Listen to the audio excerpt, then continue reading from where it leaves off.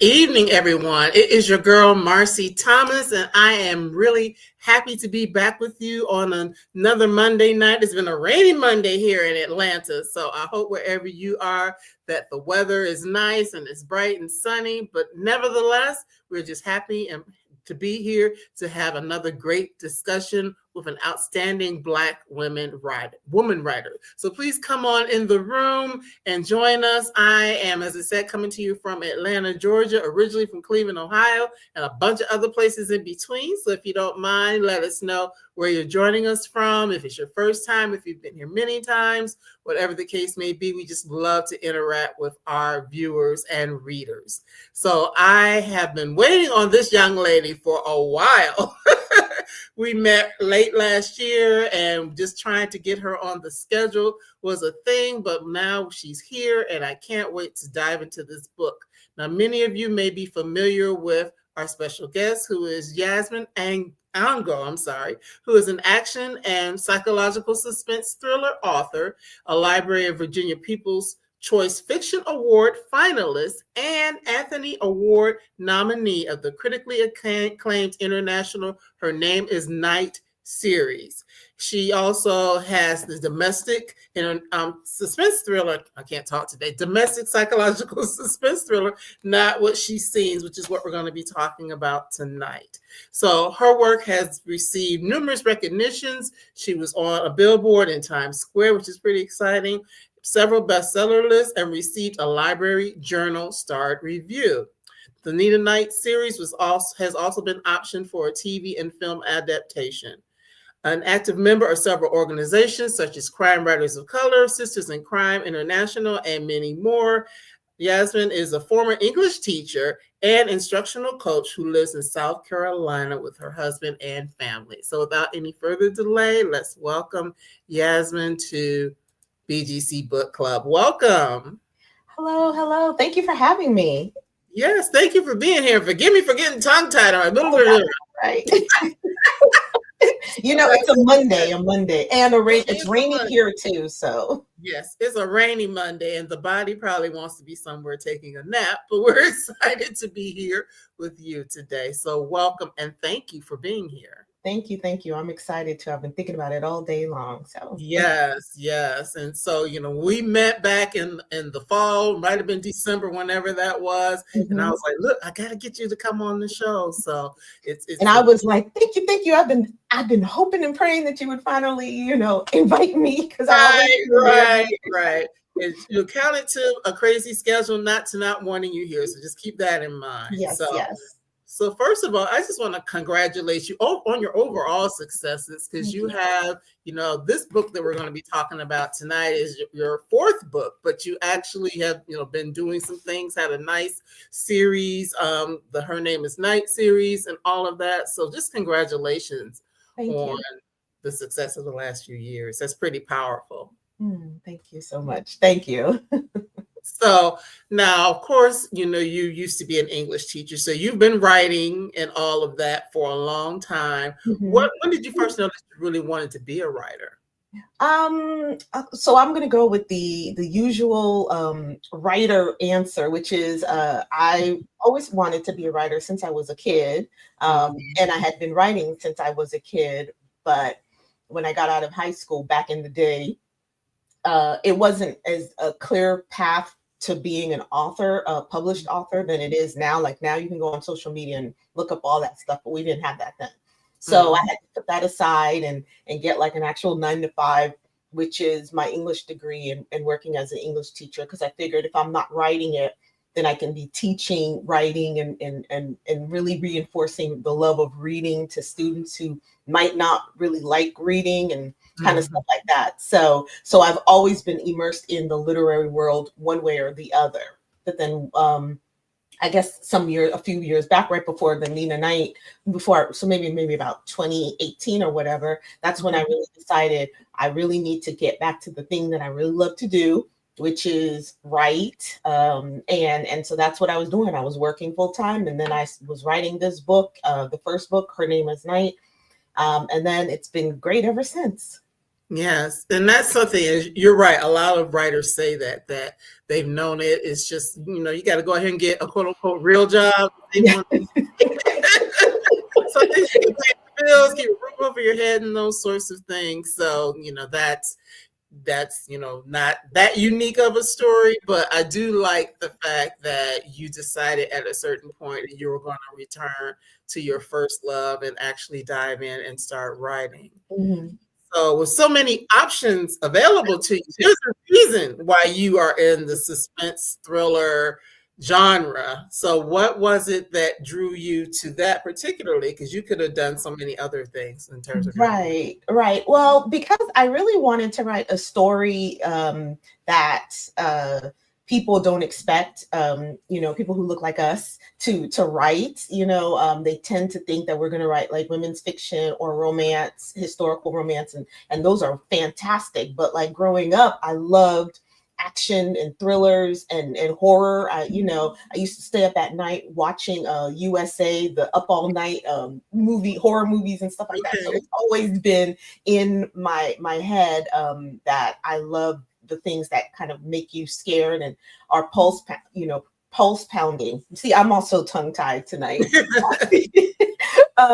So when I was thinking about, Her Name is Night, I was like, I want to mix the stuff that I really love to read myself, things that like really make me like, oh my gosh, what's going to happen next, with this character who people don't expect to see, which is, my parents immigrated here from Ghana. And so she is a Ghanaian assassin. And so, and that's what I think drew the attention of everyone, is like, we've never thought of a Ghanaian, female assassin, number one, and then an assassin that's from like this small village in Ghana, you know what I mean? So I just mixed all the things. I wanted to talk about my culture and really show, Africans as a whole in a different light, even though I'm not saying that we all like go out and kill people and stuff like that. No, that's about, but like well-to-do, we're not like, what the typical stereotype is for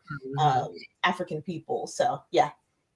I love that because that just really speaks to the fact that if there's a book that you want to read that hasn't been written, to write it yourself. Isn't that what Toni Morrison has been telling us? Or still her words are still out there for those who want to write. And I like the idea that you're like, you know what, I like this. I'm going to write this. I'm going to give people something different from what they're accustomed to. So of course, as we've already mentioned, you've had this wonderful 3-book series. It's now option for TV film adaptation, which is coming at some point, everybody. So be on the lookout for that. But with Not What She Seems, you decided to step away from that particular series and do a standalone novel. So what was it that chose you to want to tell this particular story? Yeah, I really wanted to challenge myself in a different way. So the first challenge that I gave myself for the first book was, how do you write this person who's supposed to go kill people, write her in a way that the reader is going to root for her and she becomes a good guy, right? So that was my first challenge that I enjoyed for the 3 books. And then for this one, my challenge to myself was, how do you write a different kind, a more intimate kind of thriller that is small town, because I live in South Carolina, but I'm from Northern Virginia, which is, very not progressive, but you know what I mean? It's close to East, so it's a different kind of world than South Carolina is. And so I really wanted to focus on a small town and the things within small towns when you know people for like ever since you were born, and everyone has these expectations of you. But everyone is also not what they present, so people are always presenting themselves and putting on airs like everything is perfect, like they're perfect, but like inside they're totally different. And so those are the things that I wanted to talk about or challenge myself with in this book, to really have this more intimate, small kind of thriller, different from the big international ones that I had been having read or watching. And you're right, it's definitely a different type of story. You know, it's a domestic psychological suspense. That's a mouthful. That's why I had to slow it down. Make sure I say it properly. But it definitely, this story, for those who haven't had opportunity to read it yet, it does take you kind of like on a whirlwind of just seeing all these different things that are happening, and maybe thinking that you know what's going to happen. And by the time you get to the end, there's some, you know, always surprises along the way and things that you wouldn't expect. So yes, and you know, and creating a world, because the town that you have is not necessarily a real place. So, you know, so just building a world and building it out in the low country. I don't know if you know this. I lived in like Savannah, Georgia area. So I'm familiar with low country. My mom lived in Columbia, South Carolina for many years. I spent some time there as well. So I kind of know what that world is like. And it is definitely different, especially when you get outside of the larger cities. Yes, yes. And you're right. I created a fictional town because I didn't want anyone from a town to be like, this isn't how we are. And, you know, all of that stuff. I didn't want anyone coming from a neck like that. So I was like, let me create this fictional town where even though it's in the low country, I had to put like certain geographical things in there so that, you know, things can happen. And so in this town, in this low country town, these are the things that are in here. And it is nobody in particular that I have met or live with or whatever the case. So it's a fake town, everyone. Yes, adults say, hey, wait a minute, that sounds familiar. I have to give this disclaimer. It's a fake town. I'm not talking about you guys. I promise. Right. So you see yourself in the book now, you might want to like reflect on yourself then. Yes, because not what she seems. I mean, that kind of gives you a little bit, but yeah, there are several characters in here, and not just she's, some of the he's as well. The and the days and the everything. Yes, yes. They're not what they seem. The town as a whole is not what it seems. It's not what it seems. It's not what it seems. I'm glad you caught that, because yes, it's not just about like the main character.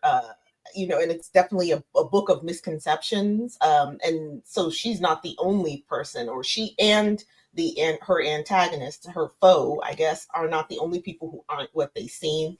And those are definitely, I love, even in my other 3 books, really to talk about family and family dynamics and found family versus, you know, the family that you're born into. And like mother-daughter relationships or sibling relationships. Those are the things that really like really interest me. And I'm just like, wow, you know, how do these different families work? And you know, how do all these things with family work? Family can really take you places, right? Like they can,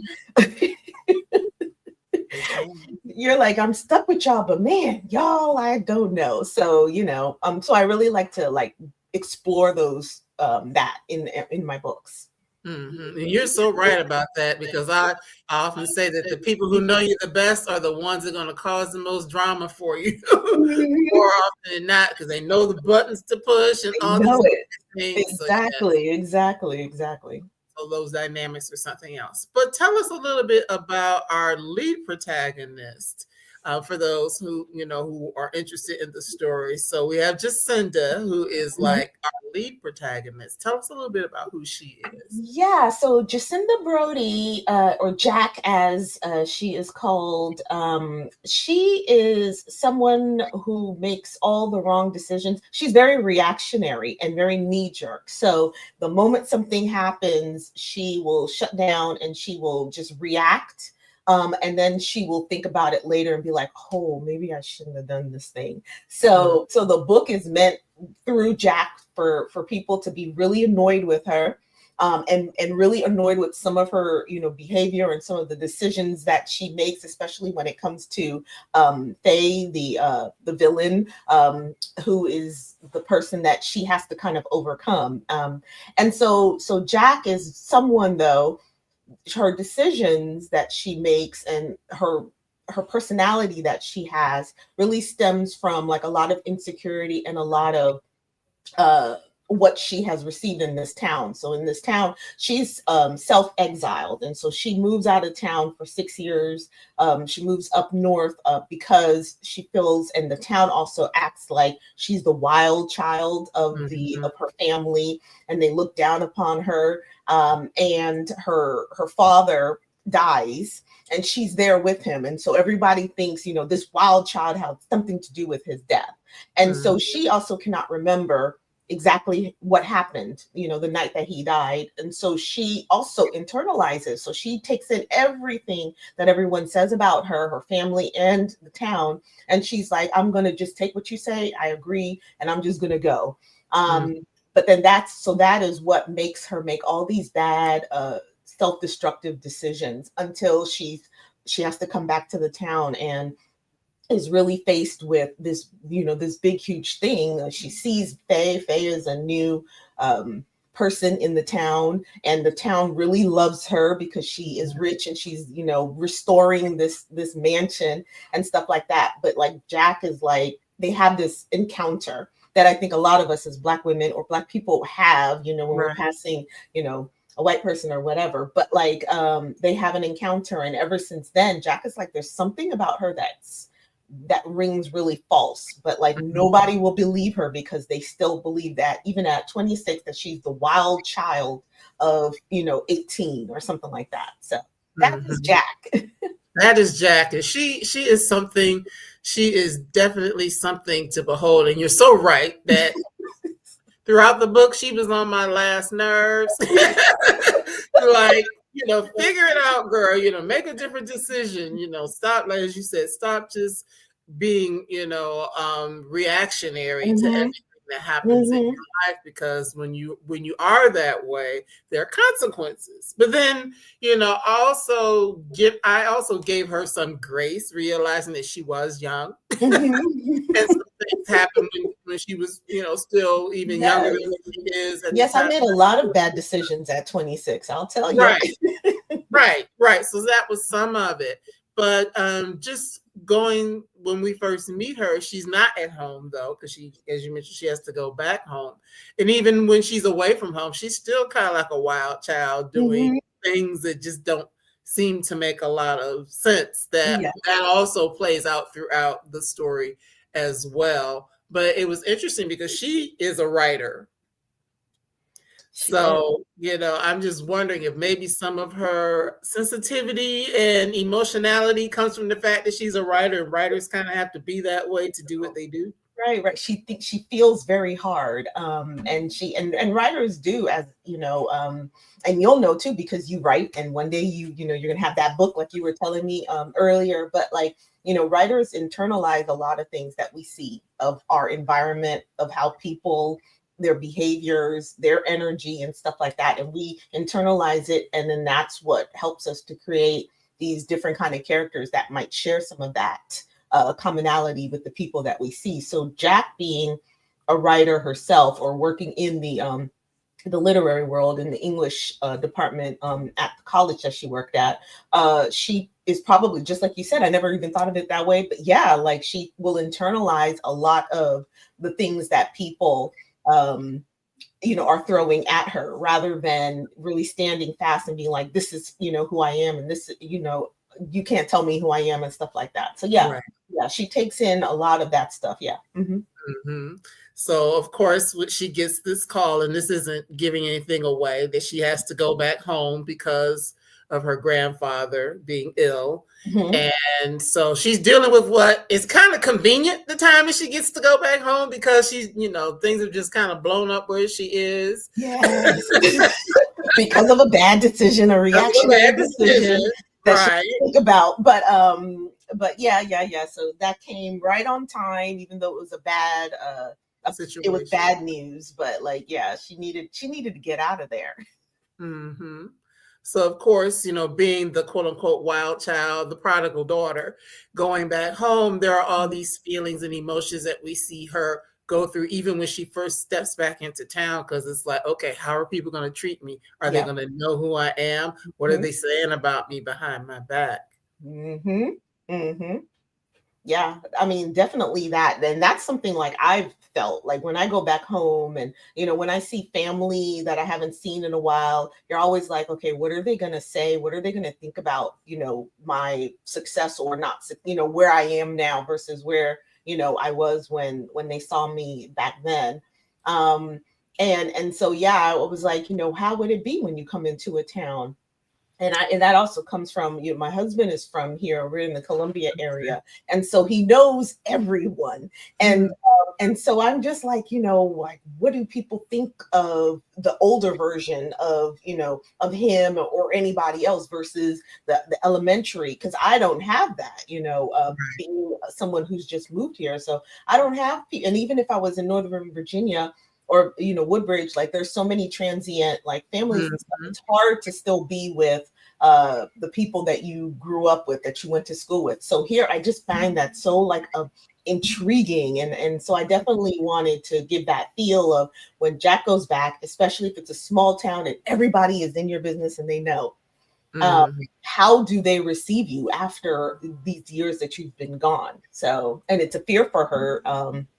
And so it's finally something that she has to deal with as part of her growth. Right. There's definitely a lot of space for growth. And we do see, some of that throughout the story as she starts to, figure some things out for herself, even though she's driving us crazy along the way. I know, right? But yes, I can only imagine, because I mean, she's going back, Jack is going back home after 6 years. She's going in under a situation that's not ideal with her grandfather in the hospital. But then not only that, she has to contend with the community. Yeah. But then she has to contend with her family, as you already kind of touched on that a little bit about not so much, she has a younger sister who, is like doing all of the wonderful things, Penelope. That Jack is supposed to have done as the older sister, right? Like their roles are reversed. Exactly. Yes. I know you even describe even the younger sister is even taller. So she really is like, the golden child, so to speak. And then, so there's her sister, but then she's got to deal with her mama. And some of her insecurities come from her relationship with her mother, even outside of the things that the community may be saying. Yeah, absolutely. The mom relationship with her, expectations, again, at a more personal level, our parents, our mothers probably have a certain kind of vision for us when we're born, and they're like, we want you to do this. And so when you deter detour is the word, detour from their plan, some of them take it really, really well, or some of them take it really bad. And so Jack's mom takes it pretty bad because she just doesn't know how to she doesn't know how to handle Jack. And the only people who knew how to handle Jack, because they accept the, Jack being different from the norm, right, were her father and her grandfather. So it takes like this, growth of her and her mother, because they both have to understand, something about each other.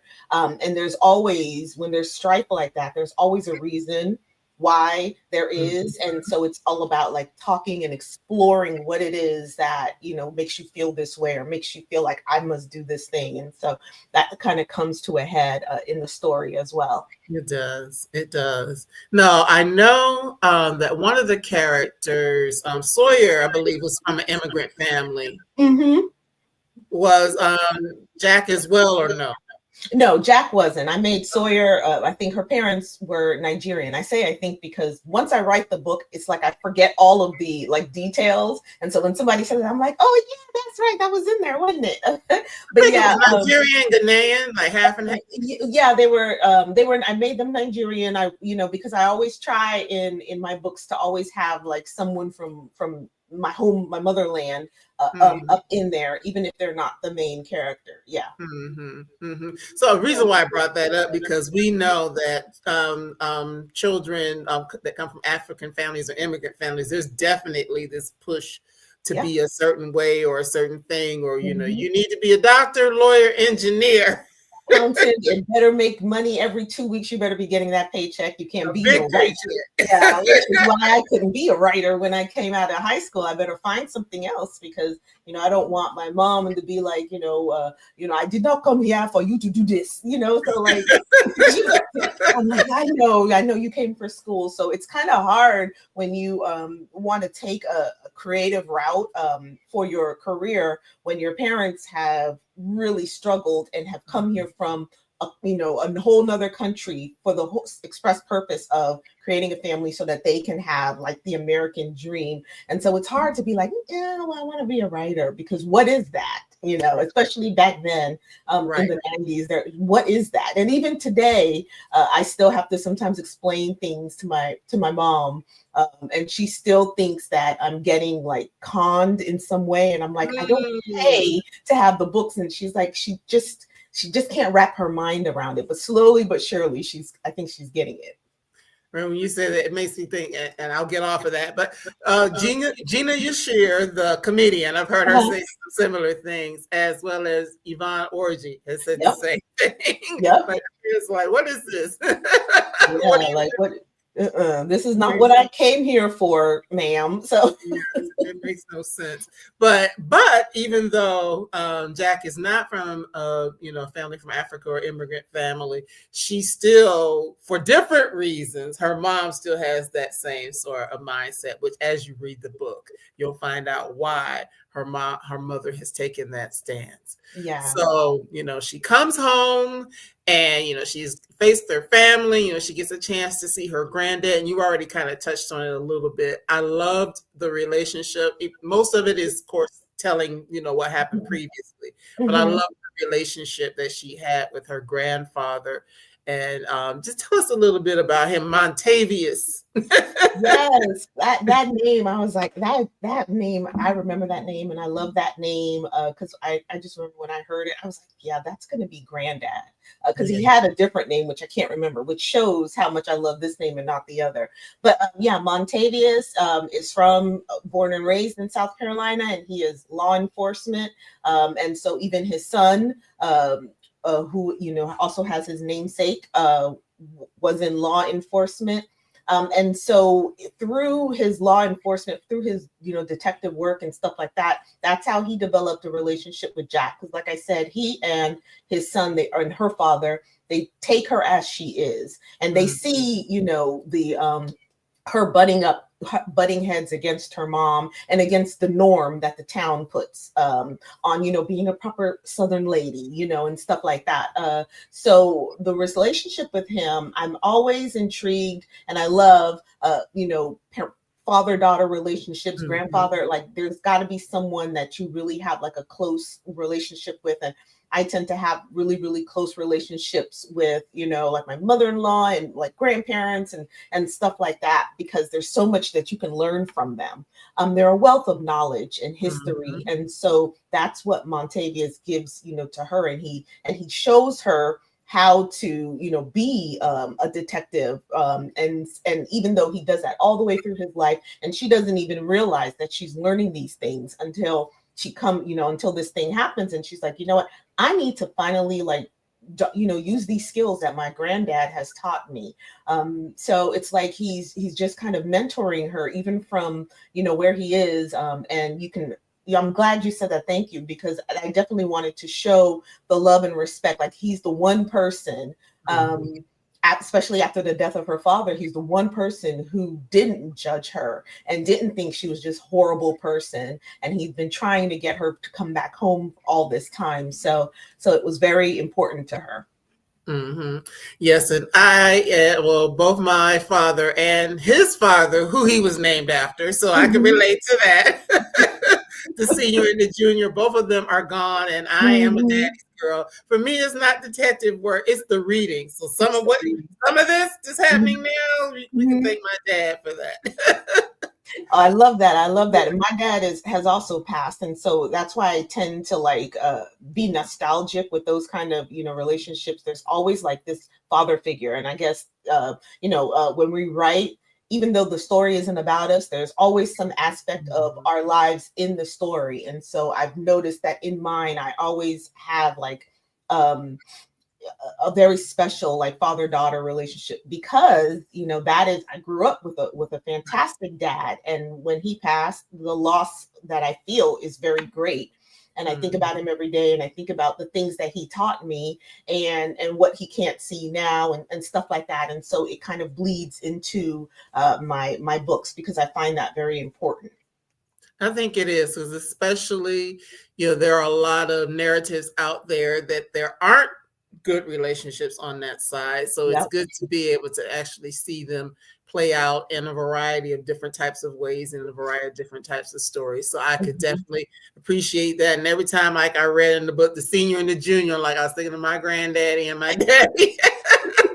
So, you did your job with that. It really brought those memories to me. But again, she gets home, Jack gets home. She also reunites with her high school / college friends, who are Sawyer. We already mentioned Sawyer, and then also Nick.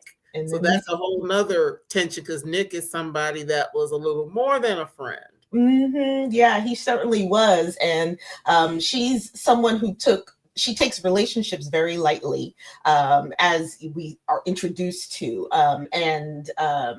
And with Nick, it was a very light relationship. It was, like a one-time whatever, but like he has feelings for her that you see off the rip, right? And hers takes some time, because she's really got he's a friend to her, and then maybe he is someone who's just, who's convenient.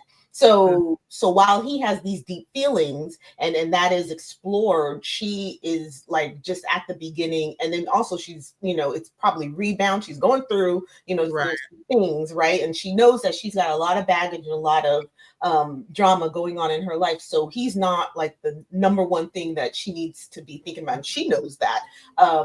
So like the relationship, but the thing between she and Sawyer, her best friend, and then Nick, who's also like her best friend, is that the three of them, were really good friends from high school, and his feelings for her, his crush on her aside, like he was there for her and for Sawyer, and it was like they were like the three musketeers. So I enjoyed like that kind of play, but Sawyer also can see that, hey, the two of them are a little bit more than just our friendship, but whatever, and she's fine with that, but she just finds that amusing, because she can see she's on the outside looking in, so she could see that Nick is really into you, and Jack is like, whatever, and stuff like that. So she's so I find their relationship, the three of them, and then also really her friendship with Sawyer, right? When she comes back, and how Sawyer supports her, and how Sawyer sometimes calls her out on things and stuff like that, and tries to tamp down that reactionary thing that Jack has going on, because she knows Jack the best. I really like that relationship that they have. Oh yes, it's good seeing how they play off of one another, and the support that's offered to Jack. I mean, because of course she's the lead character, but she's got the most drama going on. So she needs all the help that she can get. So now we've already talked a little bit about Faye, that she is like the we'll call her Johnny come lately, the Jane come lately. into the city, into the town, after everything that's happened that has caused Jacinda to leave. Faye comes into town, and she's this person that everybody's falling in love with, because she's rebuilding this space that you mentioned The Shining in the book, but it made me think about The Shining, because it's like this whole hotel / house with a maze outside and stuff like that.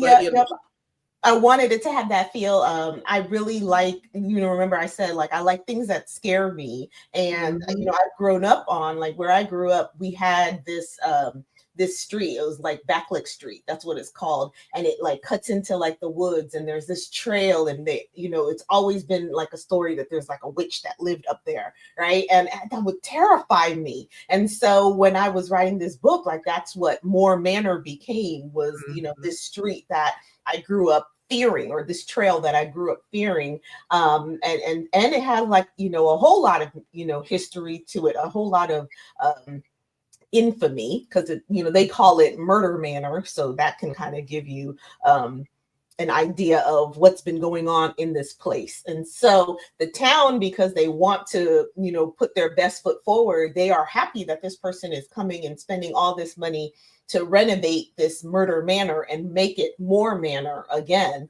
and make it somewhere where, you know, tourists will want to come and you know, bring money to their town and stuff. So they really, really love themselves some Faye, and they don't want to dig too deep into her, because they like that she's giving money and that she wants to be accepted into this town for whatever reason. They don't care. They just want her money. But Jack is like, you know, there's more to that. And I, you know, I must find out like what it is that's going on with this woman. Right. Because she's one of those people who, you know, 1 minute is smiling at you and, you know, oh, you know, playing this part, and then you say something she don't like, that she's cutting her eyes. You're like, oh, wait a minute, you know, she's just doing too much, and yeah, there's something up with that. Yes. And I definitely, especially with Faye and Jack, I with their relationship, I wanted to, you know, make that play of, you know, historically, when we say something has happened and it's a Black person and a white person, and we say this thing has happened, you know, who do people tend to believe? It's not us, right? And so I wanted that is the big thing between the two of them, is, you know, nobody believes Jack because of all the things, but she's also like, you know, a Black woman, and there's this white woman, and well, she can't be lying because she's, you know, a white woman, or whatever the case is. So I'm definitely touching on that kind of drama, you know, that kind of conflict, and the idea of you not being believed because of, you know, the color of your skin. That's definitely something I wanted to talk about in the story.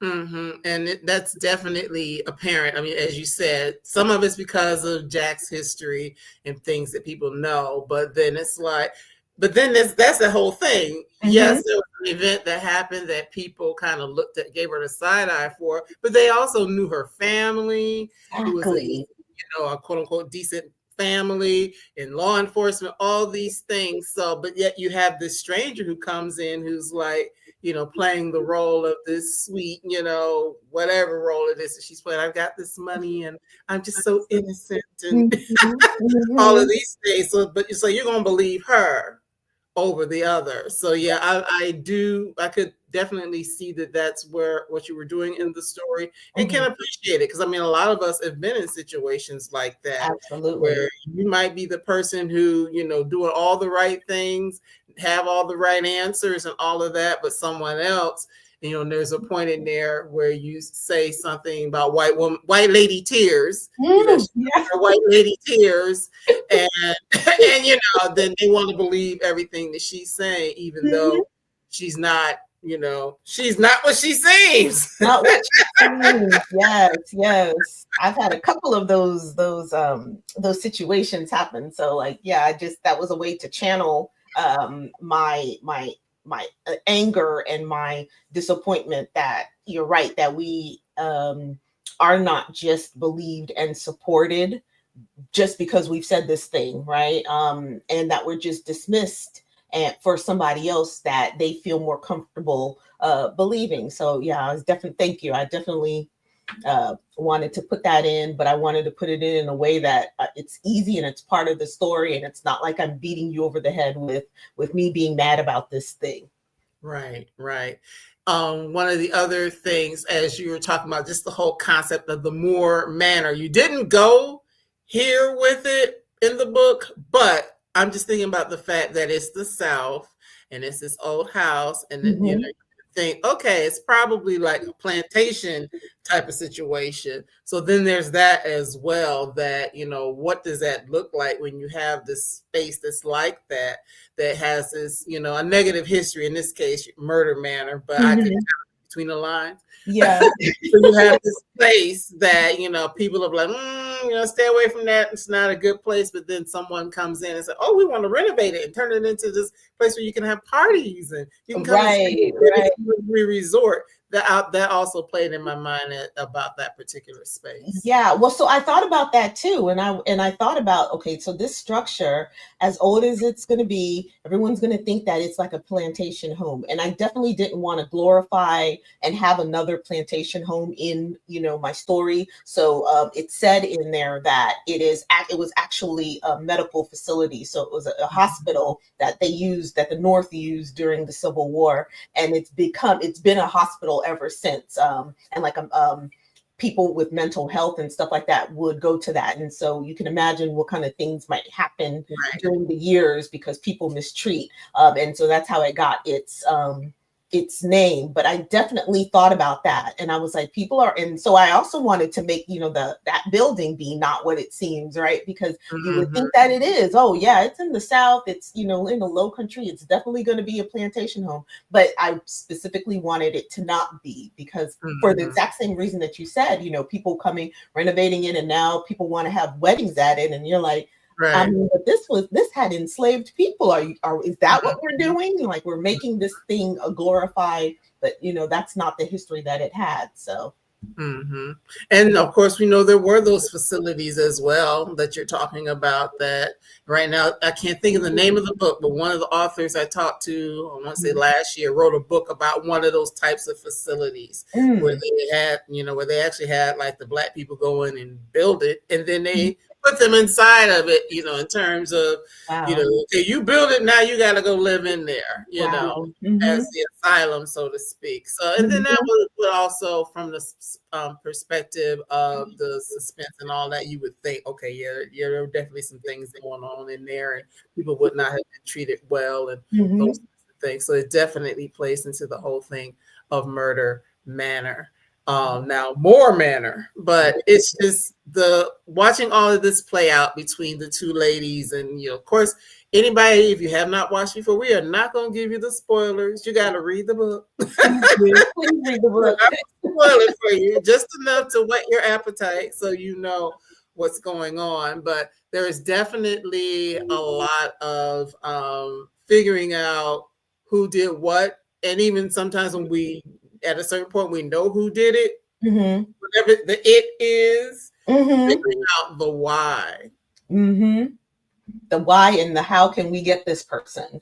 Because this person is always a step ahead.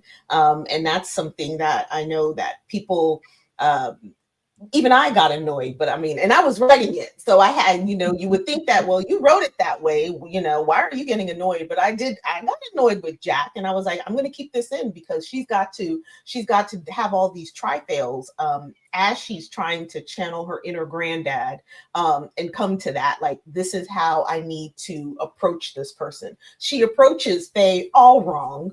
And always shows her cards before, and that's why Faye gets her every time, and so she really has to have that moment where she finally realizes, oh, wait a minute, I need to approach her this way, and see if that works for her. But, she really has, Faye is definitely hard. Also, I like to think, Jack and Faye, Faye is used to the things that she does. She's very, very like a certain kind of way. And Jack has never encountered a person, like most of us wouldn't encounter a person like that, someone who doesn't mind, taking someone out if they're in their way, if they're stopping their progress. So Jack has to really get into that mindset that, this is not just like a beef between people, like somebody might die as a result of a decision that I'm making. And so and Faye has an interesting story as well, just kind of where she came from, how she wound up being where she is. She's definitely, I mean, obviously, as you read the story, you'll find out she's definitely not all the way there, as you would say. Yeah. She's somebody who, and she loves it. She embraces how she feels, and she's like a femme fatale. So she's definitely. I've had fun writing her because I wanted to write someone who was totally unapologetic, and she's so selfish. What she wants is what she wants. And anybody who gets in the way of what she wants, she will remove them, as we end up finding out, like, you know, if how she does it and where this all, you know, has come from. But you'll never be like, oh yeah, this is something where I must feel sorry for this person. And that's very purposeful, because I don't want you to feel sorry for her. But like, she's just somebody who just doesn't care. And, you know, we come across some people who seem like they just don't care how they hurt people. And you're just like, why are they like this? And you just can't figure it out. Yeah. Mm-hmm. And there's always a reason why, whether we like it or not, there is a reason why they become that way. But yes, you know, and then again, it speaks to the fact that because she is who she is, she can navigate the world and go from one place to the next place to the next, and, you know, do damage and then go on someplace else, and able to get away with things that you or I, we couldn't get away with that. No, we absolutely could not. And so, you know, she also ends up beating her match because, like you said, she was able to move from place to place. But then now she's come to this place where this person won't let her go and let her do these things. You know, they just keep like nagging at her. And so there's even a, you know, a moment where she tries to, you know, be like, hey, if you leave me alone, I'll leave you alone, and all this other stuff. But Jack is like, she's not having it. So they have that cat and mouse. And I think that's really like fun to have them have this cat and mouse, and Faye to be like, now, why isn't this person doing what I need them to do like everyone else does?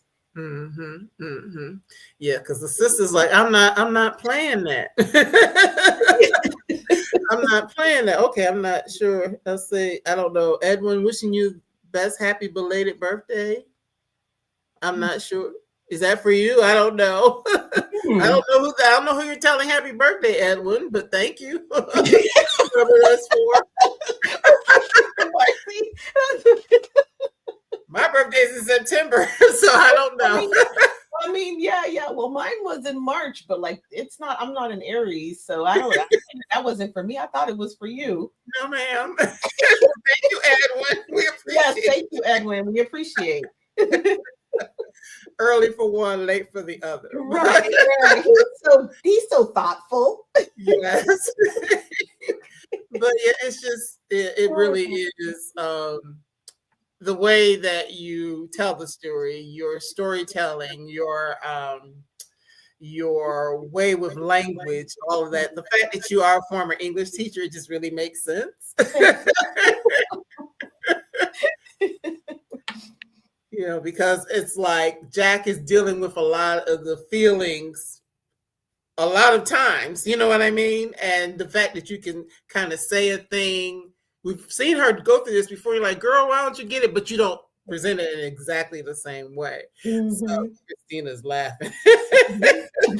Like, yeah. But so from the perspective of writing, how was that for you to kind of like tell her story and see her kind of deal with some of the same things over and over again, but be able to express it differently? Yeah. So it was difficult in a little way, because I had to the first person that I wrote, my first main character for Nina is so different from Jack. Right. And I had been in that series for not for 3 years, but like for years and years, since 2018. Right. I've been in that world. And Nina is very, she's very organized. She's not reactionary. She is so cautious, and she thinks, because she has to plan, so she can kill people well. So she's so much, and she knows how to fight and all these other things. She's so different from Jack. And I wrote this book. When I was writing this book, I was like, I need to make sure that Jack is absolutely different from Nina, so that there's no comparison. And so when people read this book, they're like, this is definitely a book that is not a Nina Knight book. And so Jack has to like really figure out a different kind of what her skill set is, and pull from a different toolbox, because she doesn't know how to fight hand to hand, and she doesn't know all of these things. And Nina would have, and I thought, oh, what would Nina do? And I know what Nina would do. Well, Faye wouldn't be here, after the first thing, like, it would be done. Like, there would be no book. Right. So I had to remove that, get out of that mindset, and be like, what would this 26-year-old reactionary, like hothead girl do when she meets someone who may have murderous intent, and she, has to go there with that person. Because I always wonder too, like, what would I do if I met somebody? Like, how would I handle things? And so, like, I think about those kind of weird things. So it was different. If it was difficult, but it was also fun trying to create this person who was totally different from someone who I know could really handle this well. Someone who won't handle it well, and how they go about doing it.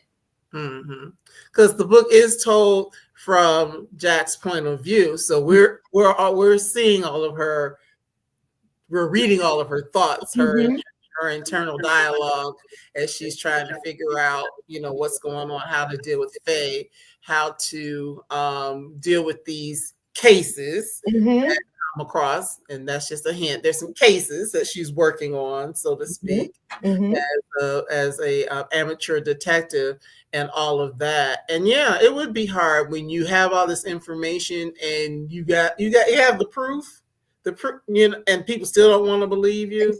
I believe you. Yeah. You've got to be very calculating, and really think about how best to present this proof so that people will believe me. And so that's what, she had been trying to do. And so she has like a whole lot of, problems doing that. And so that is our ride with her, is how she navigates all of this and how she learns and grows from all of the mistakes that she makes, and how she really, forgives herself. Because the main thing is, the reason why she does these things and she acts this way, is because she's never forgiven herself for what happened to her father. And she's taken on that guilt.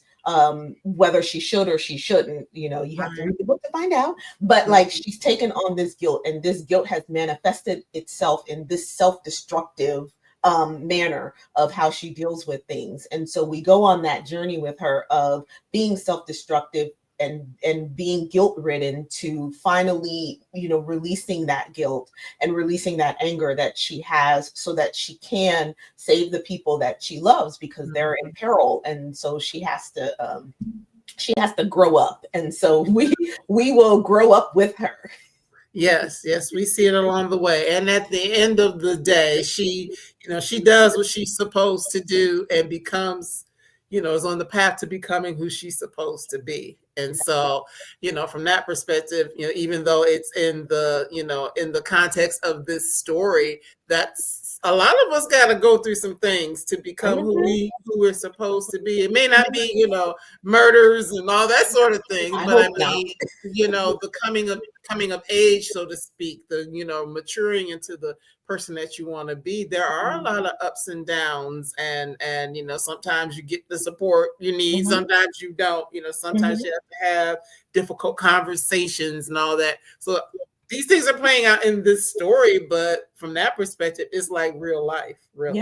Yeah. And sometimes you have to stand up for yourself and be like, this is who I am, and you have to accept it, or you just have to be out of my life. And so that's what she has to finally, really say to everyone, like, this is who I am, and even to herself, instead of trying to be what everybody thinks she is as the wild child, but then also, wanting to please, because she does want to please, but then she also wants to rebel against, everyone, and actually act as bad as they think that she is.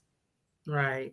So this is good, y'all. I definitely suggest that you read the book, because as you just said, we went a little deeper than even what the book is, because I'm one of those people that everything I read, Yasmin, I love to take some type of lesson away from it. And some people, I just read just for fun. I'm like, yeah, but everything I read, I pick up something from it, some type of life lesson, or, it could be what to be or what not to be in some cases.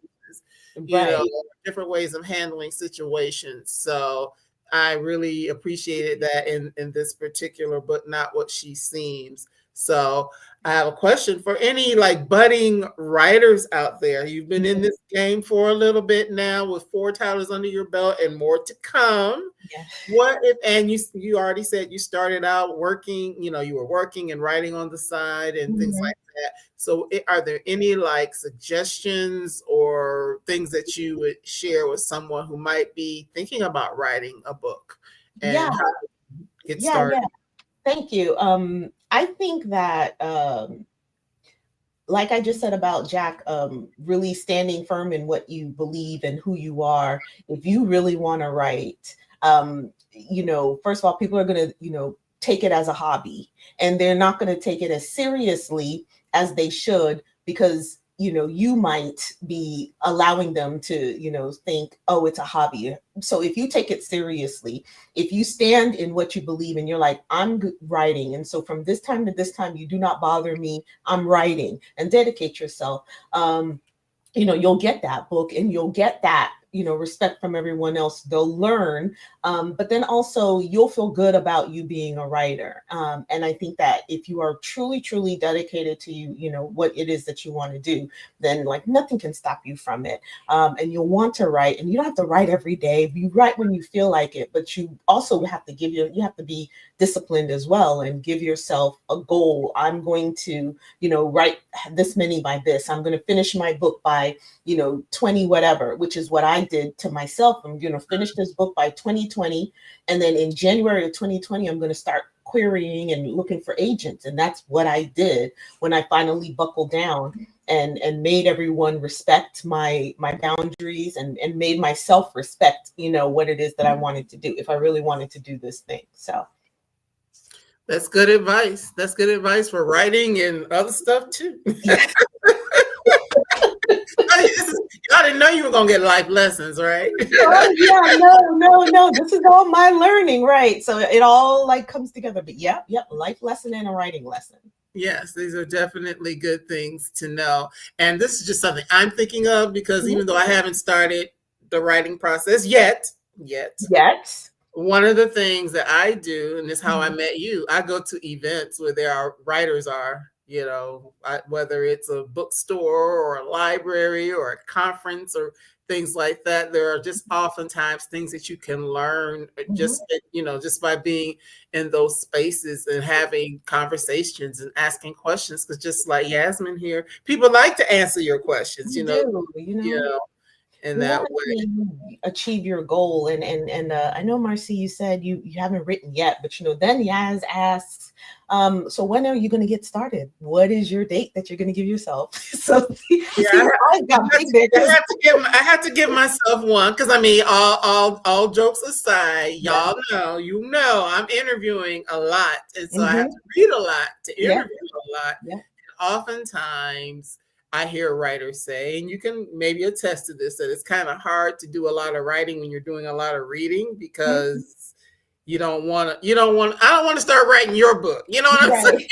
I need to make sure that I'm, writing what's in my heart and things like that. But to your point, even with that being said, I can schedule the time where maybe, certain hours of the day or a certain, amount of time that I just, put this, y'all can't see it, but I have like a whole like little one of those little tear off sheet things that you have like when you go to meetings. I have like a whole outline written out. There we go. I just have to start putting it together. Just put it in just a little bit a day. And I mean, I still read. Well, I listen more to audiobooks now because it makes it easier for me, when I'm doing whatever. But like, I still read. Don't worry, I don't think you'll write like whatever it is that you're reading. You're going to write like you. But like, I know this is also something that you do is reading a lot and stuff like that, but you just carve out a little bit of time each day, or whenever you feel like, just tell yourself, and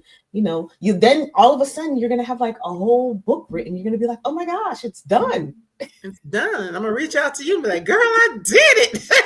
We're gonna celebrate. We're gonna have a party. Finally. So thank you so much for your sharing about your book, about your work, as a whole, and giving us some good tips and pointers, and checking me a little bit. I appreciate you. So are there any places or spaces that you're going to be in the near future, or things that people can be on the lookout for from you? The next place I'm going to be is Thriller Fest, and that's all the way in New York, which is also a great place. This Thriller Fest, if you write thrillers, that's also a place where aspiring writers go and they can pitch their stories to agents and publishers that are there. But then we also have awards and stuff. So that's the next place that I'm going to be. But then other than that, there's not really. I've kind of whittled down a whole lot of outings because I knew that I had some books that I needed to write. Mm-hmm. So something's got to give, and that's what's got to give, unfortunately. Right. So books you have to write. You don't have to tell us what it is yet, but is there an anticipated date for the next work from you? Yeah, I believe the book that I just turned in is supposed to come out late this year, so maybe about December. It's a little bit later than I usually turn in, but because I just got slowed down. But yeah, I think that it's coming out like late this year or maybe very early next year, depending on if they can get it through production fast enough and well enough. So yeah. Okay, well, I can't even tell you a title because they haven't decided on a title, because I'm horrible at titles, so I didn't even write the title for this. Okay. I write, my titles are just exactly what the story is, and so this one was, Killer Woman or something like that. Like, it's just exactly, and they're like, you can't have that. And I'm like, okay, my first book, it was called Assassin, literally. And they're like, yeah, so I don't come up with the titles, and they don't ask me anymore because they know that I cannot provide them with that. Wow. Well, now that we're connected, as soon as I see it on, IG, or as soon as let me know so we can make sure we get you on the calendar. Absolutely. I'll let you know as soon as they tell me. Yeah, as soon as we know, because things get booked up kind of quick over here. And that's only because there's so many people I want to talk to, but I have limited time. So I mean, you're talking to some fantastic people. I saw, the beginning with all the pictures, and I was just like, oh my gosh, it's just amazing. So yes, well, thank you. I appreciate that, and I look forward to having you back, to hearing more from you, to seeing more of what you've got going on. Well, I do have a quick question. Mm-hmm. Are you continuing anything with the Nina Knight series, or is that kind of... Yeah, that's kind of, because it came from my publisher, that's kind of done. They wanted like a 3 and done, but like, I'm happy to come back because I love Nina. And so, I mean, I have a prologue that's somewhat written because, to talk about certain parts, certain characters in her story. And I can continue on because, she's got other missions that she can be on. So I'm always happy to delve back into that world. But I just don't know when they would permit me to, or I haven't figured out other ways in which I could have that, provide that bits of that story so that it can continue going on.